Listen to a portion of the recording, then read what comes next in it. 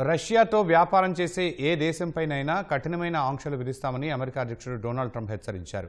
ఈ మేరకు అమెరికా ప్రభుత్వ యంత్రాంగం రిపబ్లికన్ చట్టసభ్యులు మాస్కోకు వ్యతిరేకంగా కఠిన చట్టం తెచ్చేందుకు సన్నాహాలు చేస్తున్నారు. పుతిన్పై ఒత్తిడి తెచ్చేందుకు కాంగ్రెస్ చట్టం ఆమోదించే సమయం వచ్చిందా అనే విలేకరులు ప్రశ్నించగా వాళ్ళు ఆ పనిలో ఉన్నారని ఆయన చెప్పారు. అది తనకు సమ్మతమేనని అన్నారు. రష్యాతో వ్యాపారం చేసే ఏ దేశంపైనైనా కఠినమైన ఆంక్షలు విధించే చట్టాన్ని రిపబ్లికన్లు ప్రవేశపెడుతున్నారని ఆయన వివరించారు. ఆ చట్టంలో ఇరాన్ను కూడా చేర్చాలని సూచిస్తానని ట్రంప్ తెలిపారు. భారత్పై 50% టారిఫ్లు విధించిన అమెరికా అందులో 25% రష్యా చమురు కొనుగోలు చేస్తున్నందుకే అమలు చేస్తోంది.